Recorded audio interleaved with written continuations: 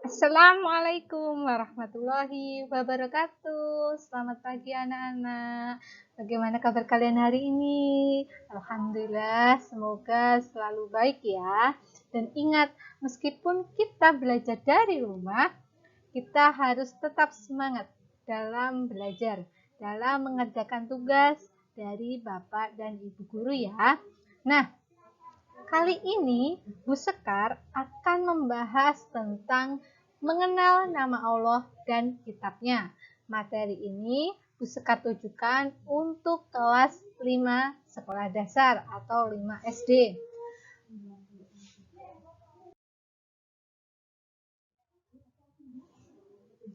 Nah, sebelum kita memulai pembelajaran pada pagi hari ini, alangkah lebih baiknya kita mengucapkan basmalah dan doa sebelum belajar bersama-sama.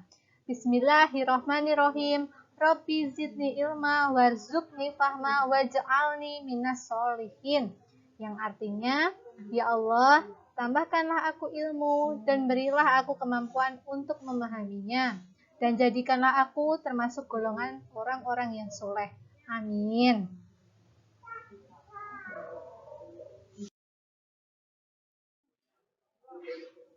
Materi yang akan kita bahas pada pagi hari ini ada 3, yaitu yang pertama, mari mengenal Allah Subhanahu wa Ta'ala. Yang kedua, mengenal kitab-kitab Allah Subhanahu wa Ta'ala. Dan yang terakhir, kitab Allah Subhanahu wa Ta'ala membawa ajaran terpuji. Nah, di kelas 4, kita sudah belajar tentang bagaimana sih kita mengenal Allah Subhanahu wa Ta'ala dengan 3 cara, yaitu yang pertama, kita bisa mengenal Allah Subhanahu wa Ta'ala melalui alam semesta. Yang kedua, kita bisa mengenal Allah Subhanahu wa Ta'ala melalui Al-Quran. Dan yang terakhir, kita bisa mengenal Allah Subhanahu wa Ta'ala melalui Asmaul Husna.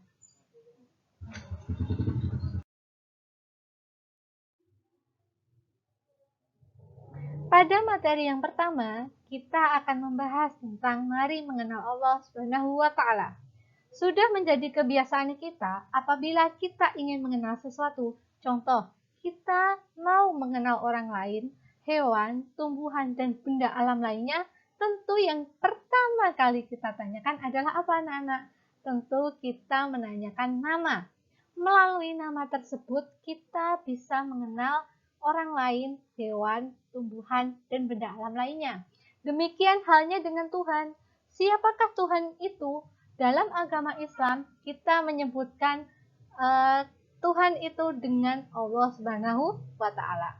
Nah, bagaimana Bu caranya kita dapat mengenal Allah Subhanahu wa Ta'ala? Nah, pada pembahasan hari ini kita mengenal Allah Subhanahu wa Ta'ala dengan cara yang terakhir, yaitu kita dapat mengenal Allah Subhanahu wa Ta'ala melalui cara Asmaul Husna.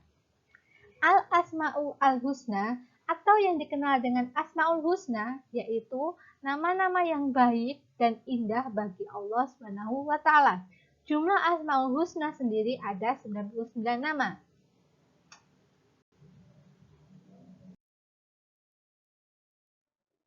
Pada kesempatan hari ini, Bu Sekar akan menyampaikan beberapa tentang Asma'ul Husna saja.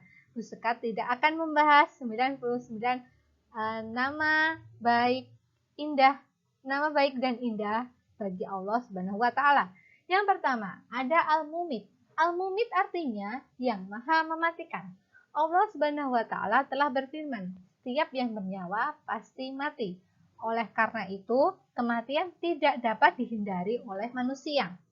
Kematian bukanlah sesuatu yang ditakuti, akan tetapi kematian adalah tangga untuk menuju kebahagiaan yang abadi. Jadi anak-anak, selama kita hidup di dunia, itu diusahakan kita perbanyak perkataan dan perbuatan yang terpuji, yang baik-baik. Nah, gitu ya. Itu sebagai bekal kita, sebagai tabungan kita kelak nanti kalau kita misalkan sewaktu-waktu dipanggil oleh Allah Subhanahu wa Ta'ala melalui malaikat, kita dicabut nyawanya oleh malaikat, kita sudah siap dengan bekal atau tabungan kita selama ada di dunia. Seperti itu ya anak-anak.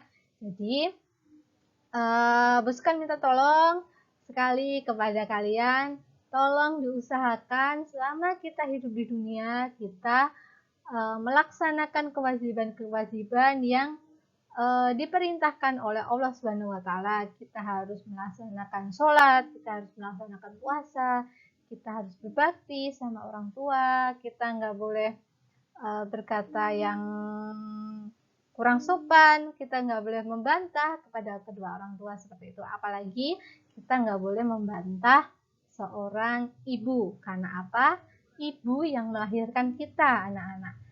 Karena pasti anak-anak sudah sering mendengar kalau surga di bawah telapak kaki ibu. Nah, kalau kita suka membantah, suka nggak patuh sama ibu kita, ya jangan harap kita bisa mencium aroma bau surga seperti itu ya.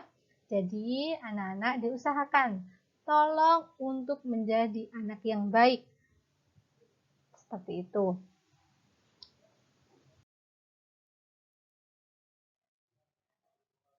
Asmaul Husna yang berikutnya ada Al-Hayyu. Al-Hayyu artinya yang maha hidup. Mengandung arti bahwa Allah Subhanahu wa taala hidup kekal selamanya dan yang memberi hidup makhluknya.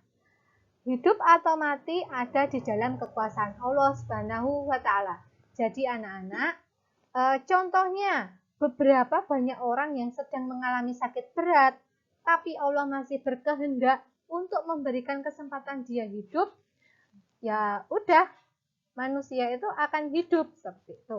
Sebaliknya juga, sering kita melihat orang yang tidak sakit, kondisinya baik-baik saja, tidak dalam keadaan sakit, itu justru tiba-tiba saja terdengar sudah meninggal dunia, kabarnya sudah meninggal dunia seperti itu. Penyebabnya ada bermacam-macam anak-anak. Bisa dia sakit jantungnya sudah lama, terus tiba-tiba kambuh, terus ada sakit kanker, mungkin dia terjatuh, atau tabrakan, atau tertabrak, atau tenggelam, atau dia tertembak, dan lain sebagainya seperti itu. Jadi anak-anak, kita harus siap meninggal kapanpun, dalam kondisi apapun, dalam waktu apapun, dalam situasi apapun, kita harus siap. Nah, kita sembari menunggu urutan atau jadwal kita dipanggil oleh Allah Subhanahu wa taala, kita harus perbanyak tabungan kita untuk kita hidup di akhirat. Seperti itu anak-anak. Jadi, Bu Sekar nggak akan henti-hentinya untuk bilang ke anak-anak kalau jangan lupa setiap hari kita wajib melaksanakan perintah yang diperintahkan oleh Allah Subhanahu wa taala. Contohnya apa Bu Sekar? Kita sholat 5 waktu. Nah, kalau misalkan anak-anak di kelas 5 belum belum teratur sholat 5 waktunya. Nah, mulai dari sekarang kita teratur sholat 5 waktunya. Ketika sudah mendengar azan, nah baik yang laki-laki itu segera untuk ke masjid untuk melaksanakan sholat berjamaah. Nah, Bu, kalau perempuan wajib nggak hukumnya untuk ke masjid?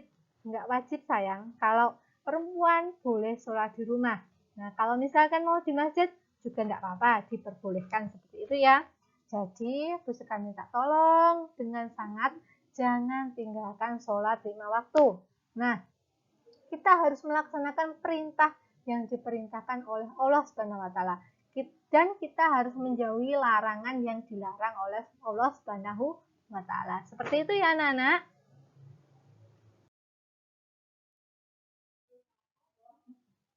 Asmaul Husna yang berikutnya ada Al-Qayyum anak-anak. Al-Qayyum artinya apa Bu? Al-Qayyum artinya yang maha berdiri. Mengandung arti Allah Subhanahu wa taala itu berdiri sendiri untuk selama-lamanya sayang. Jadi Allah itu bisa berdiri sendiri tanpa bantuan orang lain atau tanpa bantuan apapun. Dia bisa berdiri sendiri. Nah, beda dengan manusia, beda dengan tumbuhan, beda dengan hewan. Manusia, hewan, tumbuhan, dia bisa berdiri sendiri bisa, tapi dia juga membutuhkan bantuan orang lain. Nah, maka dari itu kenapa manusia bisa disebut dengan makhluk sosial. Seperti itu ya sayang.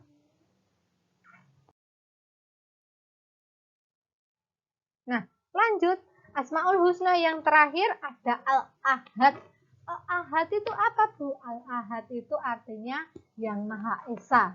Mengandung arti Allah Subhanahu wa taala itu Esa atau tunggal atau satu. Nah, di sini terdapat dalam surat Al-Ikhlas yang ada pada ayat pertama. Qul huwallahu ahad. Artinya, katakanlah Muhammad, dialah Allah yang Maha Esa. Disebut pula dengan Al-Wahid, artinya juga yang Maha Tunggal atau yang Maha Esa, tak ada sekutu baginya. Seperti itu. Jadi, Al-Ahad itu artinya yang Maha Esa atau tunggal atau satu. Seperti itu ya sayang.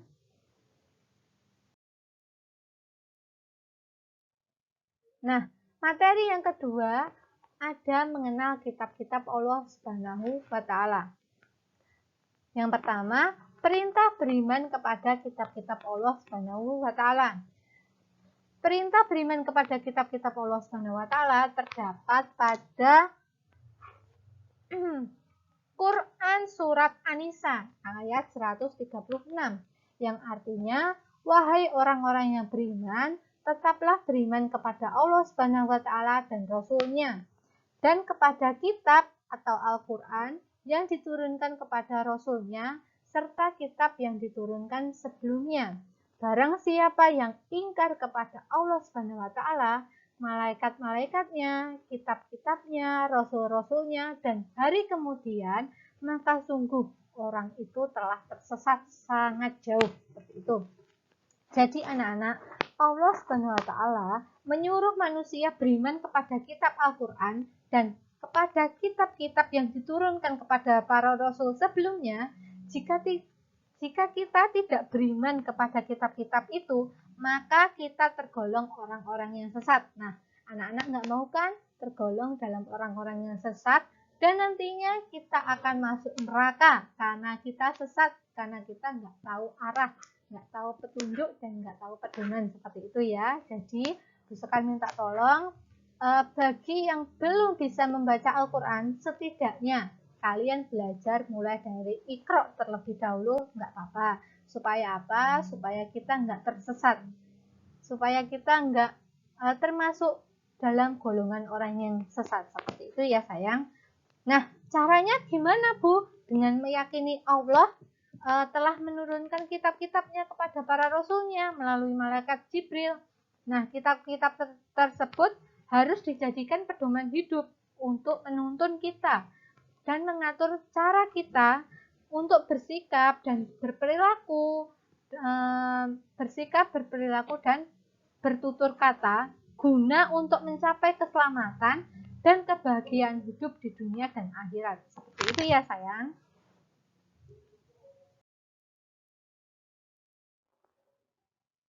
Nah, untuk nama-nama kitab Allah sendiri, itu ada kitab Taurat, itu diwahyukan untuk Nabi Musa. Nah, kitab Zabur itu ada Nabi Daud, kitab Injil itu ada di Nabi Isa, dan kitab Al-Quran itu ada di Nabi Muhammad SAW. Nah, nanti kalian bisa menengok sendiri di buku paket kalian, terdapat di halaman 16 dan 17. Nah, nanti kalau misalkan kalian mengalami kesusahan, jangan lupa untuk belajar, untuk terus belajar dan mencari informasi-informasi. Bisa nanti tanya melalui Bu Sekar, atau kalau misalkan malu, kalian bisa mencari informasi itu melalui YouTube atau melalui web-web yang sudah tersedia di Google. Tapi ingat, percayakan web-web yang resmi anak-anak. Jadi kalian mencari informasinya itu juga enggak tanggung-tanggung gitu. Maksudnya enggak tanggung-tanggung gimana Bu? Enggak dibohongi gitu, enggak hoax gitu. Nah, carilah informasi yang benar, akurat, dan jujur, dan bisa dipertanggungjawabkan. Seperti itu ya sayang. Nah, lanjut. Materi yang ketiga itu ada kitab Allah Subhanahu wa taala membawa ajaran terpuji. Nah, jadi anak-anak yang di buku paket kalian itu ada ajaran terpuji kepada Sang Pencipta Allah Subhanahu wa taala. Perhatikan ilustrasi gambar berikut sayang.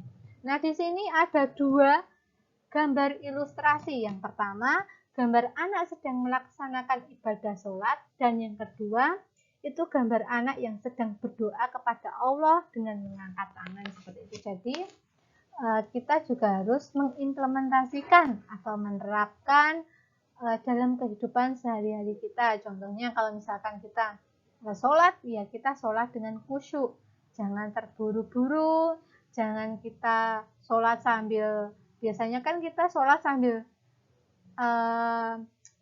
menendang teman atau kita bercanda-bercanda dengan teman. Jangan ya sayang, sebaiknya kalau kita sholat ya dengan khusyuk seperti itu. Nah, kalau selesai sholat, kita jangan buru-buru untuk melepas sarung, terus melipat sajadah atau langsung lepas mukena. Itu jangan, kita wajib hukumnya untuk berdoa kepada Allah Subhanahu wa taala gitu. Nah, Allah itu anak-anak, Allah itu sangat suka, sangat sayang, sangat cinta kepada kita apabila kita meminta, apabila kita berdoa kepada Allah Subhanahu wa taala. Nah, itu artinya kita membutuhkan Allah Subhanahu wa taala seperti itu. Kalau misalkan kita acuh tak acuh, kita sombong kepada Allah, ya jangan harap Allah dapat menolong kita dalam kondisi kita lagi kesusahan. Seperti itu ya, sayang.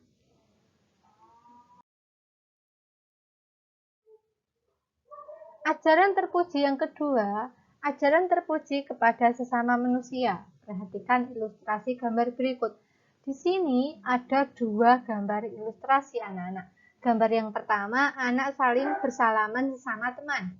Gambar yang kedua, ada anak yang sedang menolong teman yang terjatuh dari sepeda. Nah, jadi anak-anak, kita sebagai makhluk hidup manusia, itu kita harus bersalaman dengan sesama teman. Kita nggak boleh membedakan agama teman kita, misalkan agamanya Kristen atau Katolik, kita ya harus bersalaman. Seperti itu ya, itu namanya kita menunjukkan sikap toleransi terhadap manusia yang berbeda agama, seperti itu. Lalu gambar yang kedua, ada anak sedang menolong temannya yang terjatuh dari sepeda. Jadi anak-anak, kalau misalkan temanmu terjatuh dari sepeda, atau terjatuh dari kursi, atau terjatuh dari tangga, kita wajib hukumnya untuk menolong. Nah, karena apa? Yang tadi Bu Sekar sampaikan, manusia itu fitrahnya adalah makhluk sosial, makhluk yang saling tolong-menolong, seperti itu ya.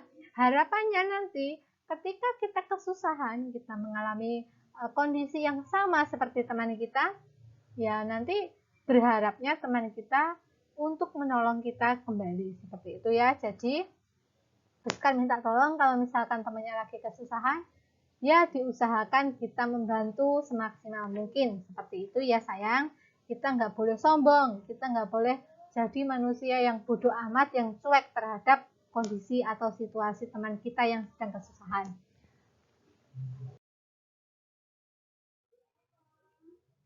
Nah, ajaran terpuji yang terakhir, ada ajaran terpuji kepada hewan dan tumbuhan. Perhatikan ilustrasi gambar berikut. Contoh yang pertama, anak sedang memberikan makanan kepada ayam di halaman rumah. Dan yang kedua, anak sedang merawat tanaman dalam pot di halaman rumah. Nah, ini bagi anak-anak yang mempunyai hewan peliharaan di rumah seperti kucing, kelinci, atau sapi, atau apapun itu hewan yang ada di rumah, ya kita wajib untuk memberikan makanan. Kita wajib menyayangi mereka, kita wajib memberikan makanan, wajib memberikan minuman, terus kita membersihkan kandang, kita membuat kandang yang layak, seperti itu. Agar apa? Agar hewannya bisa bertumbuh dan berkembang biak dengan banyak, seperti itu. Nah, yang kedua, anak sedang merawat tanaman dalam pot yang ada di halaman rumah, seperti itu. Nah, kita harus merawat tanamannya dengan cara apa? Dengan cara menyirami tanaman seperti itu agar tanamannya tidak mati, agar tanamannya bisa tumbuh dengan sehat. Seperti itu ya sayang. Jadi kalau kita misalkan ada hewan atau tumbuhan ya sebaiknya kita rawat. Jangan malah kita biarkan begitu saja hingga hewan atau tanaman itu kering atau mati. Seperti itu sayang.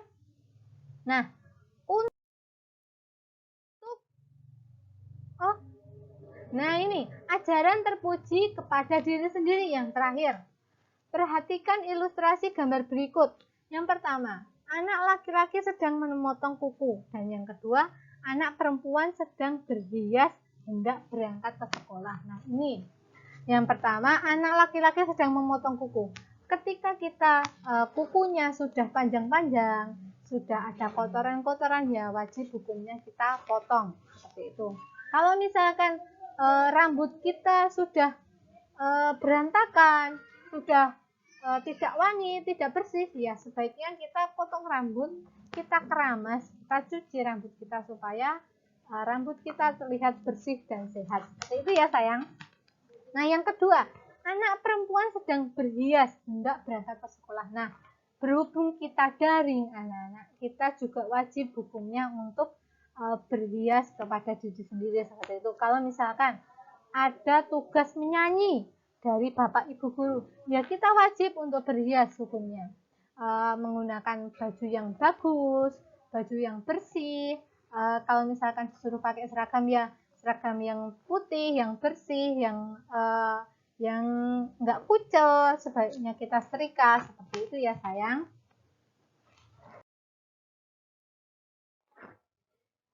Nah, untuk tugas pada pagi hari ini, kalian kerjakan buku paket pendidikan agama Islam kalian halaman 19. Nanti Bu Sekar minta tolong tulis tugas kalian di buku tulis pendidikan agama Islam kalian ya. Nanti seperti biasa, kalau sudah mengerjakan, jangan lupa tugasnya difoto dan dikirimkan ke WA Bu Sekar. Seperti itu sayang.